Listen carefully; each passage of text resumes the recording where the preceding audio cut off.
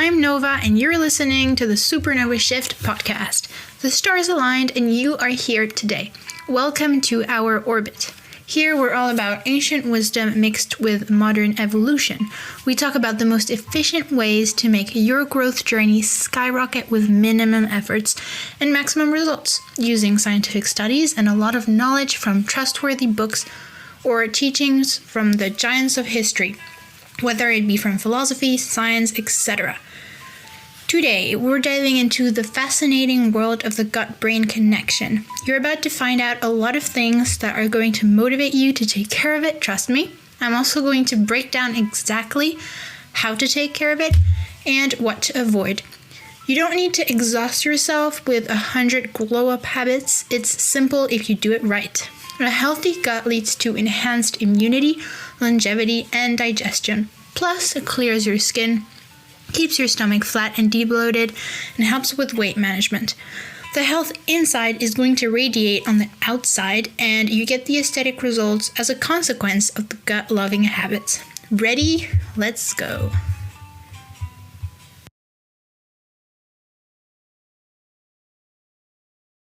First, we're going to dive into the science of your gut microbiome, what it is and why it matters. Then we'll explore how your gut talks to your brain and shapes your overall well-being. After that, I'll break down the key benefits of having a healthy gut backed by research, and we'll also take a look at what the studies say about probiotics, what works and what's just a hype, because nobody seems to agree on that on the internet. And finally, I'll share my personal gut-loving morning breakfast combo and a grocery list to fuel your inner ecosystem. You're about to learn about the right foods, habits, and proper knowledge to heal your second brain. Because yes, the gut is also called the second brain because it contains its own nervous system, the enteric nervous system, which can operate independently from the brain.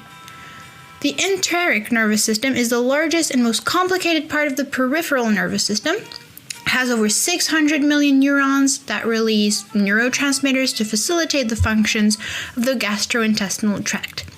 You hear a lot about the gut microbiome from influencers, but what is it? Your gut microbiome consists of trillions of microorganisms, including bacteria, viruses, and fungi that reside in your digestive tract. These microbes play a very important role in digestion, immune function, and mental health. You're probably thinking, what the hell does mental health have to do with my intestine, for God's sake? Well, approximately 95% of the body's serotonin, a mood-regulating neurotransmitter, is produced in the gut. You've maybe heard of serotonin as the happy hormone, but it doesn't do just that. It also plays a role in body functions like mood, sleep, digestion, nausea, wound healing, bone health, blood clotting, like everything. The gut is a seriously underrated organ. It's a big deal. Not only is it 9 meters long with about 900 folds, it would cover an entire tennis court if it was laid flat like a pancake. The weight of the bacteria in it is about 1.5 kilograms and weighs more than your brain. I find it funny that influencers like to romanticize about gut health, but it's just your intestine. I know that it doesn't sound sexy in real life. I think that's why they romanticize it, and I find it... Okay, now on to segment 2. Let me explain what the gut-brain connection actually is. The gut and the brain are in constant communication through what's called the gut-brain axis. It's basically the network of nerves connecting your brain and your gut, sending signals back and forth. This process involves the vagus nerves, hormones, and neurotransmitters. This connection means that your gut health can directly impact your mood, cognition, and overall mental well-being. For example, the gut produces dopamine, serotonin, and influences the release of cortisol, the stress hormone, which once again you've probably heard on the internet. Before we get into any habits and hacks, let me tell you a few more benefits to motivate you to stay consistent in loving and taking care of your gut. Because I think actually knowing the knowledge behind the healthy habit that you want to do is going to keep you so much more consistent. The first one is enhanced immunity, because a significant portion of the immune system resides in the gut. A balanced microbiome helps in defending against pathogens and regulating immune responses. I think enhanced immunity is something that everybody wants and chases with, cold showers and cold baths and eating a bunch of different foods for enhanced immunity, because of course it's not fun to be always sick and always have a cold, because I know that when I was little, or even pretty recently, like 2 years ago, I was always sick until I actually started to work on my gut health, and I ate a gut healthy healing breakfast for a year every single morning. And that year, guess what? I wasn't sick a single time, or I was sick like once, and that's it. The second tip is improved digestion. So, how to have a flat stomach, blah, blah, blah, the titles that you can find on YouTube. The secret is to have good digestion is to go to the bathroom and to poop every single day. That does not sound sexy, but it's the truth, okay? A healthy gut microbiome aids in breaking down food efficiently, leading to better nutrient absorption and reduced digestive issues. If you eat all the right foods packed with vitamins, minerals, and protein, you will absorb it better and see even better results, like for example in your fitness journey if you have one. Honestly, I think after working on my gut health, I have definitely noticed that I had a flatter stomach. It wasn't bloated because I was going to the bathroom every single day for mission number 2, if you know what I'm talking about. And even on my period, I was less bloated. Like, it was incredible. Third one is weight maintenance, because certain gut bacteria influence metabolism and fat storage, playing a role in maintaining a healthy weight. The fourth one is longevity. A diverse and balanced gut microbiome is associated with healthy aging and increased lifespan, which is literally incredible. There are countless studies to support what I have just said. Feel free to check them out on Google Scholar. If you did not know, Google Scholar is kind of like the hotspot for scientific studies. So if you want to search literally anything on a scientific study for a health habit that you're trying to start, you can go on Google Scholar and type, for example, people who are putting coconut oil pulling. I was kind of skeptical, so I went on Google Scholar and typed coconut oil pulling studies, and there's actually so many studies that demonstrate that it can have as much effect as a mouthwash, the chemical mouthwashes that you can buy. So yeah, that was just an example if you're a nerd like me. The studies that I am about to compare are about probiotics. I'm going to compare several studies. I have heard a bunch of people on social media who are not in favor of probiotics in supplements form. I personally do not agree. First, because there has been a lot of research to prove its efficiency, and I can see the results when I take them. I'm never bloated, even on my period. It's just amazing. If you do not know what the hell I'm talking about, probiotics are live bacteria that will benefit your gut microbiome by boosting the good bacteria. You can find it in fermented foods like kimchi, sauerkraut, miso soup, or types of fermented yogurt. Or you can just take it in supplements. Prebiotics are the food for the good bacteria. So we're talking fibers and plant compounds helping the probiotics thrive. Examples are oats, bananas, garlic, leek, apples, with the skin preferably, onions, asparagus, and a lot more. If you consume both probiotics and prebiotics, your gut is going to be so happy and you will ripen all the benefits. After the study comparison on probiotic supplements, I will give you a breakfast combo that is really easy and with accessible ingredients to give your gut a mega boost, the one that I have been doing. I've been eating it every morning for a year now, and I have but before that, should you take probiotic supplements? Are they worth the try? Are they efficient? Let's see what you think. I will link the studies in the description so that you can check them out for yourself if you want. There's 3 of them. The first one is Probiotics in Health, a review of the evidence. The source is I have no idea how to pronounce that because it's German. I have tried to train myself to pronounce it, but I still can't. It's Weichselbaum. Okay, yeah, I still can't pronounce it. Let's say in Germany, the Nutrition Bulletin Wiley 2009. The objective was to review evidence on how probiotics affect gut health and immunity across various age groups. The method was, so the information was taken from broad literature review and synthesis of randomized controlled trials. The findings were that there were very strong benefits for acute diarrhea, antibiotic-associated diarrhea, and some immune modulation. Promising results and evidence for IBS, irritable bowel syndrome, skin health, metabolic health, even if less consistent than the other things that I listed. Like, there's promising results, but it's not 100%. The conclusion is that probiotics are effective for certain gut and immune issues when strain-specific and properly dosed. What is strain-specific? Basically, not all probiotics are the same.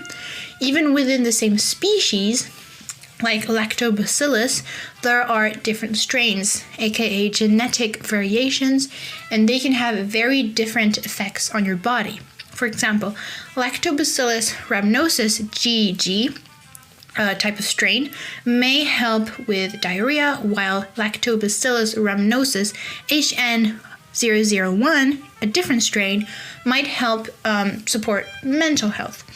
It matters a lot because just like different breeds of dogs have different temperaments and skills, probiotic strains have different health benefits. You need to choose the right strain for your specific goal, whether it be immunity, skin, digestion, like whatever. There is the genus, okay, we're getting a bit more biological, but hang on, because it's actually really interesting. There is the genus. Three most common ones are Lactobacillus, Bifidobacterium, and Saccharomyces, which is the broad category that the microbe belongs to. Then you have the species, so you're narrowing it down within the genus. For example, Lactobacillus rhamnosus, Bifidobacterium longum. The second word is narrowing it down the category. And the last step is the strain identified with numbers or letters, which is the specific organism with specific benefits. In the Lactobacillus species, we have L. rhamnosus, which is great for diarrhea and immune support. Rhamnosus is spelled Rhamnosus. I'm just spelling it out because, if you want to check on the bottle, like the probiotic bottle before you buy it, you might want to check. Then we have L. acidophilus, ACIDOPHILUS. This supports gut lining, digestion. Then we have L. casei, CASEI, which improves digestion, helps reduce inflammation. And then we have L. plantarum, PLANTARUM, which supports gut barrier, antioxidants, and mood. Then moving on to the Bifidobacterium species, we have B. longum.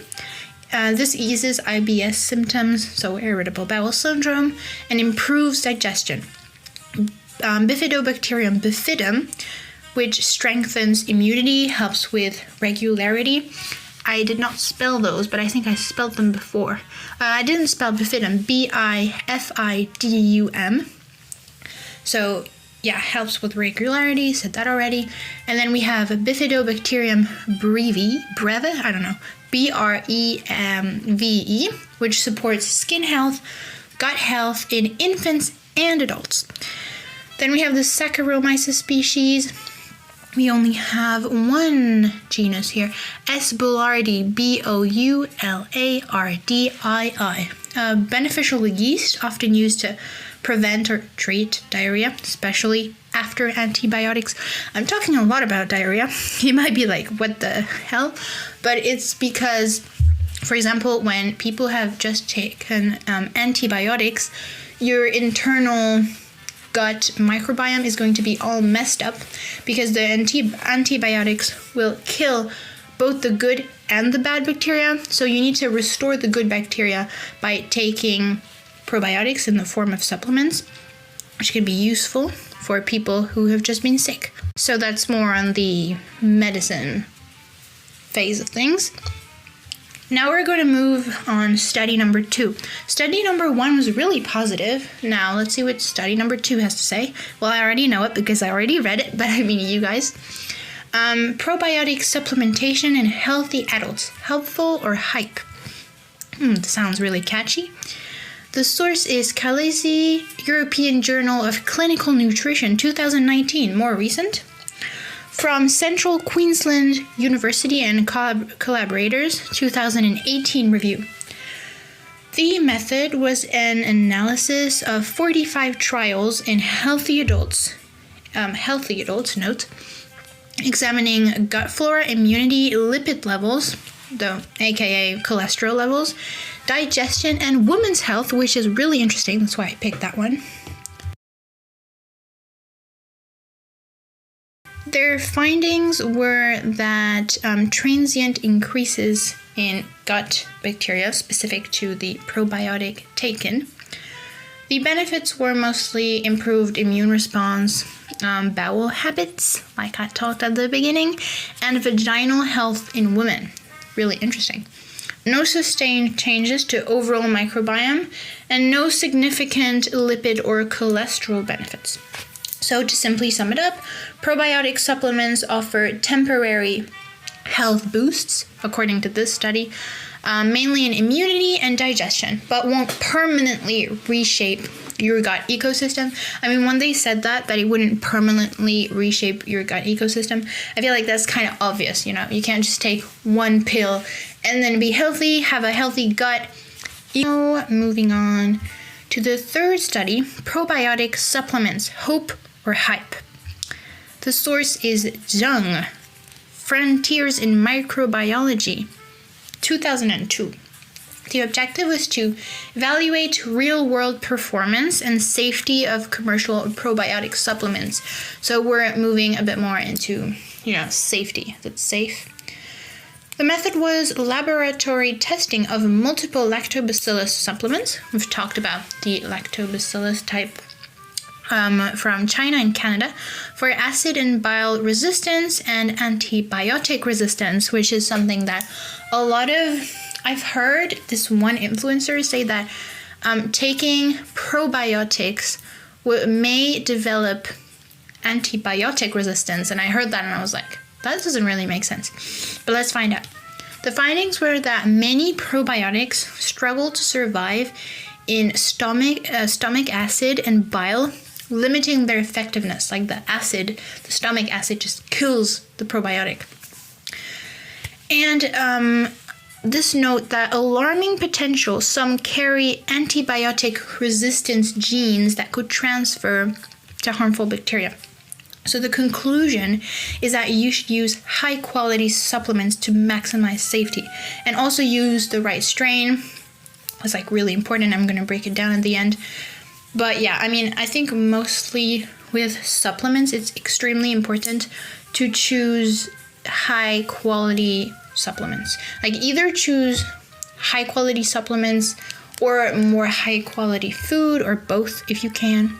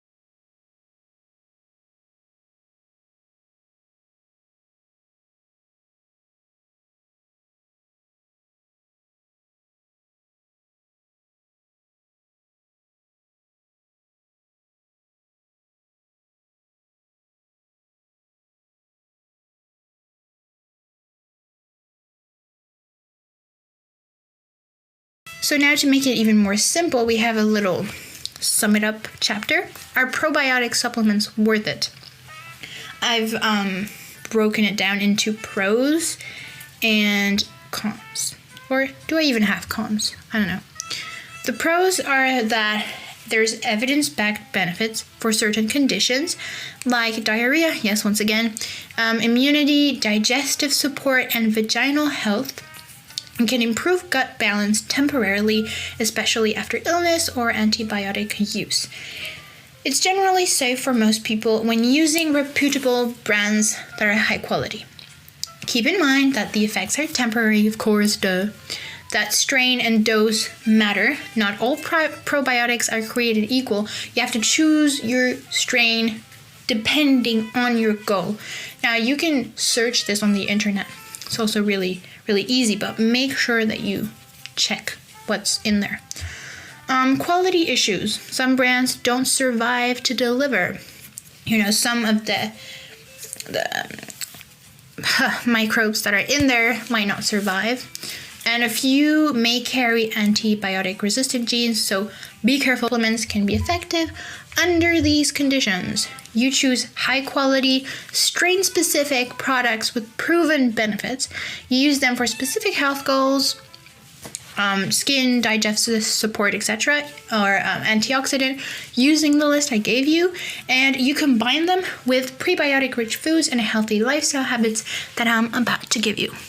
If you're ever confused by a probiotic label, just look for the full name with the genus, the species, and the strain. The CFU count, now that's something I discovered when searching for information for this episode. The CFU count, for example, 10 billion CFU. A higher CFU count means that you have more live beneficial bacteria or yeast. Now, they might be a little bit more pricey, I'm guessing. But look for the CFU count. And then clear, the clear purple. Okay, so flat stomach, mega combo, ginger shots, oatmeal, and probiotics. If you have never made ginger shots, you gotta try. I meal prep everything on Sunday. In the morning, I start with my probiotic and a glass of water. Now, I don't take probiotics every single day, but I usually take them for a month, and then I stop for a month, and then I take them again for a month. I alternate. And, with it, a glass of coconut water, if you have it. It's really good for your gut lining. Start your breakfast with ginger shots. And then eat a gut-loving fruit, there's so many. Bananas, apples, blueberries, pineapple, citrus, kiwi, and pair it with baked oats and a fried egg to which you add spices like oregano, turmeric, cumin, and pepper. So this is the mega boost. Not only is having breakfast is super important. I read a study, it's just common knowledge that people who don't have breakfast in the morning are more likely to be obese later on or overweight. Having a big breakfast is super important, especially if you're trying to lose weight. And if you take baked oatmeal or porridge, or however you like to make your oats, with a gut-loving fruit and an egg with some gut-loving spices, that's amazing, especially if you start with your ginger shots. Honestly, make them at home because buying them in a store is going to be more expensive, and there might be added sugar or stuff like that in the ones that you buy. Making at home is better, in my opinion.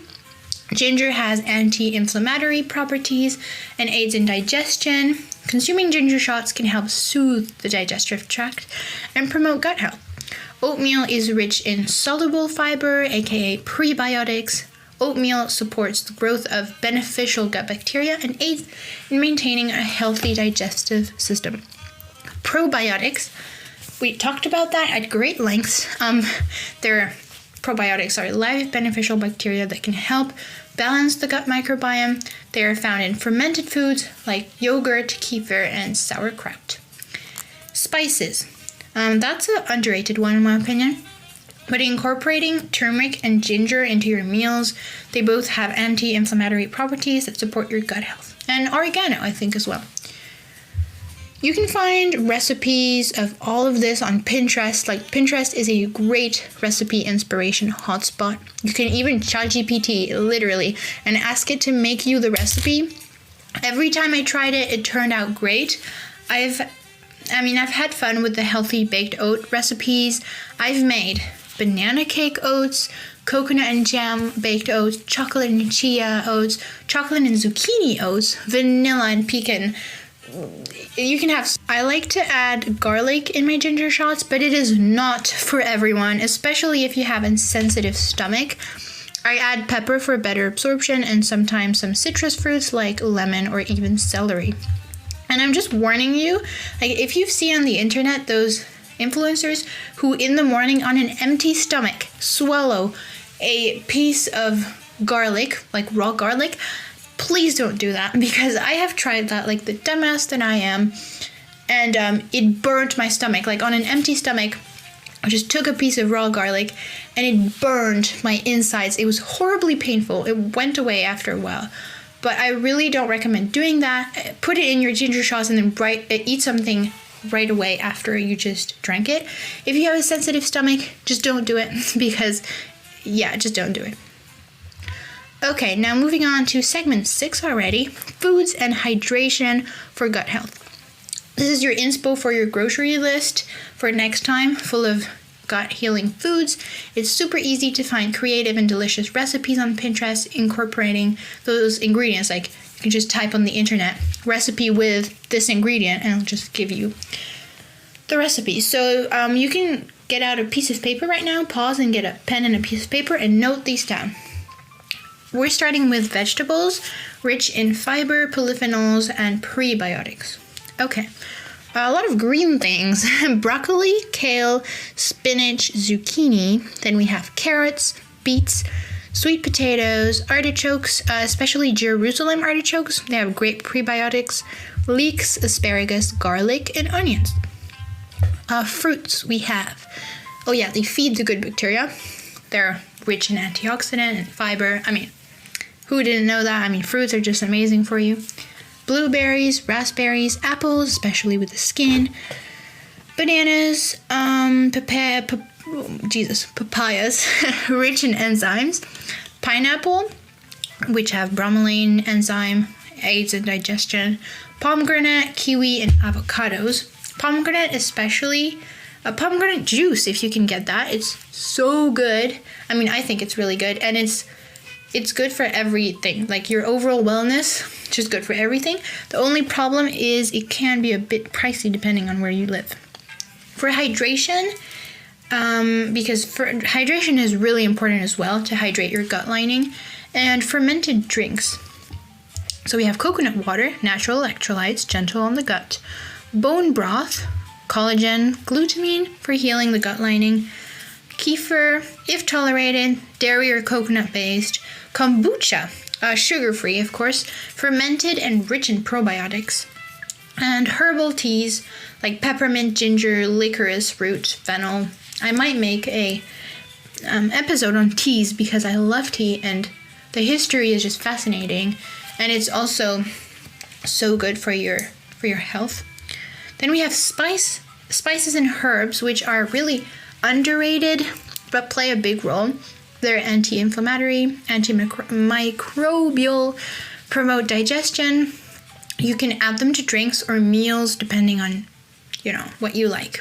Depending on the spice. Because if, like cinnamon might go in your drink, but you're obviously not going to put like turmeric in your drink. That's not your thing. We have, on the first place, we have ginger, of course, the ultimate all-time winner. Turmeric, with black pepper to facilitate absorption, especially if you put it in your ginger shots. Cinnamon, cumin, fennel seeds, cardamom, coriander, cloves, oregano, thyme, parsley, and dill. Now the legumes and grains, they're slow digesting fibers and resistant starch. We have lentils, soaked or sprouted, is gentler. Chickpeas, my ultimate time favorite. Chickpeas are so good. Black beans, mung beans, quinoa, rolled oats, prebiotic, great for gut-friendly toppings, and buckwheat. Now, buckwheat, I love soba noodles. They're made from it. It's like these black noodles that are so good. Japanese noodles that traditionally are eaten cold. When I was in Japan, we would eat them cold. But you can also eat them warm, and they're really healthy. They also have minerals and vitamins. Wonderful. And brown rice and brown pasta as well. Then nuts and seeds, healthy fats, prebiotic fibers. We have walnuts, almonds, or a little bit of almond butter, pumpkin seeds, chia seeds, flax seeds, sunflower seeds. All those are amazing. Then we have probiotic rich foods. They populate the gut with good bacteria. Sauerkraut, kimchi. Kimchi is like delicious. I could eat that for the rest of my life. It's so good. You can also make it at home. It's not that hard. Then pickles, naturally fermented, miso paste if you want to make miso soup at home, and plain Greek yogurt or coconut yogurt, but with live cultures. Yogurt has to have live cultures inside. Some bonus things if you're really motivated for gut, brain, and healing boosters. We have psyllium husk, which is a type of soluble fiber made from the outer husks of the seeds of the Plantago ovata plant.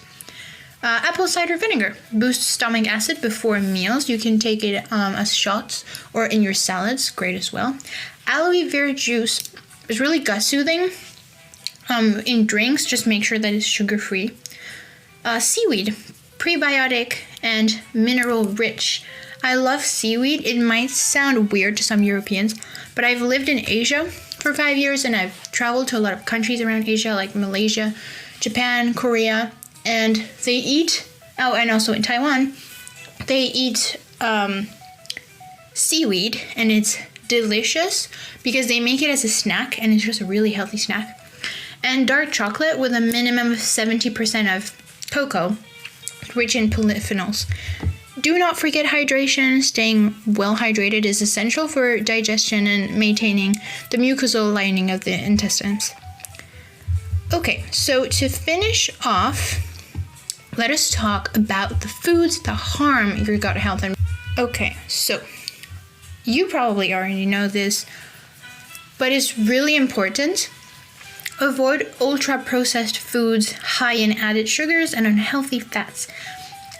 You probably already know this, but I think it's important to understand how harmful it actually is to actually motivate you to eat less of those foods. Of course, it doesn't mean you can never eat them, but just not make it your main type of food that you eat.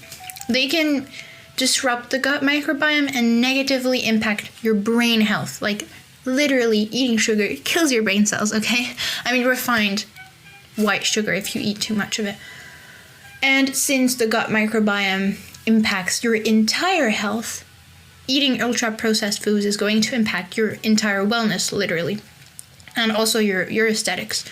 So try to consume these in moderation. Fried foods, alcohol, artificial sweeteners, too much dairy, packaged snacks, processed soy products may mess with your gut flora. That's something that nobody talks about, as well as emulsifiers and thickeners like polysorbates.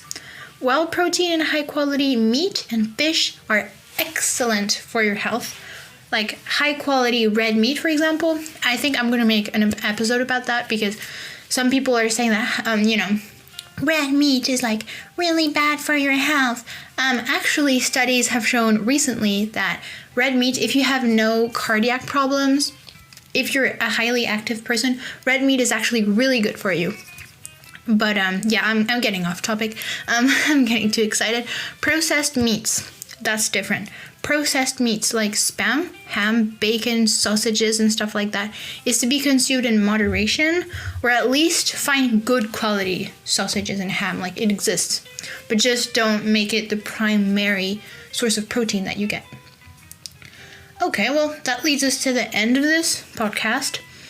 My closing thoughts, I would say that, well, your gut health is integral to your overall well-being. It influences literally everything from digestion to mental health, and it's important to make conscious dietary choices and incorporate gut-friendly practices into your daily routine so that you can support a healthier, happier you. Sounds corny, but it's true.